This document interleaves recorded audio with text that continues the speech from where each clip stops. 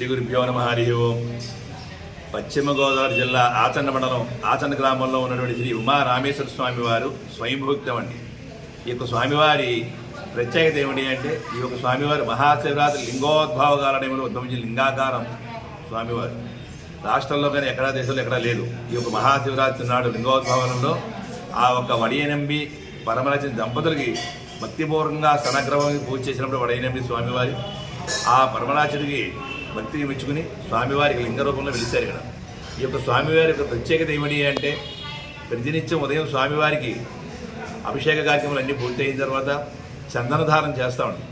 ఈ యొక్క వేళ ఈ చందనం గంధం పెట్టిన తర్వాత మరునాడు ఉదయం మేము 5 గంటలకు తలుపు తీస్తాం. ఉదయం 4:30, 5 గంటలకు తలుపు తీస్తాం. ఈ రోజు పెట్టిన గంధం ఎలా ఉంటుందో అదేవిధంగా గంధం ఆరకుండా తడిగానే ఉంటుంది. ఇక్కడ ఇంచేతన ఏంటి, ఈ యొక్క స్వామివారి లింగాకారం పైన ఉన్న రంధ్రాలు 2 క్షీరరంధ్రాలు, మోక్షరంధ్రం. ఈ యొక్క స్త్రీ యొక్క స్థలం మీద ఉద్భవించాడు కాబట్టి ఒక స్త్రీ యొక్క వశిష్టాలు 2 రంధ్రాలు క్షీరరంధ్రాల కింద ఆ వడినంబి ఆ లింగాకారం అంతర్ధాన్ని మోక్షం పొందాడు కాబట్టి అది మోక్షరంధ్రంగా. ఈ యొక్క 3 రంధ్రాల కూడా నీరు ఉద్భవించి ఉత్తరవాహిగా అవుతుందండి. ఈ ఉత్తరవాహిగా వెళ్ళడం వల్ల ఆ గంధం అంతా కూడా గంధం ఆ నీరు పీల్చుకుని ఎప్పుడూ తడిగా ఉంటుంది. గంధం ఎప్పుడూ కూడా ఆరిపోతుంది స్వామివారికి. అది ఎవరైనా సరే మరణాలు వస్తే గంధం మీరు చూడవచ్చు. మీరు ఇస్తాం గంధం తడిగానే ఉంటుంది, ఎప్పుడు గంధవారదు.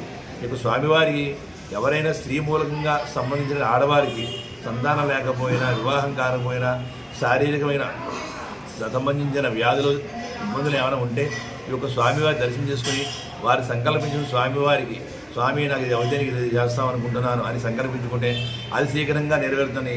ఈ మధ్యకాలంలో చాలామంది ఈ యొక్క స్వామివారి దర్శనం చేసుకుని ఈ యొక్క వరాలు పొందిన, మోక్షం పొందిన, వరాలు పొందిన వాళ్ళు చాలామంది చెప్తున్నారు. అటువంటి యొక్క మహిమాన లింగాకారం ఆచండ ఈశ్వరుడు ఇప్పుడు రామేశ్వర స్వామిగా మనం పిలుస్తున్నామండి.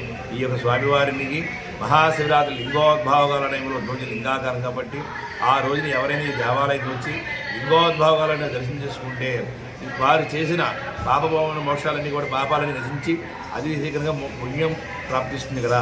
ఈ స్వామివారికి యొక్క శివరాత్రి నాడు ఎవరైతే ఈ యొక్క స్వయంభూక్తంగా వెలిసి లింగాకారాన్ని ఈ యొక్క లింగోద్భవాల అభిషేకం దర్శిస్తే కనుక వారి కోరికలన్నీ కూడా శీఘ్రంగా నెరవేరుతాయి.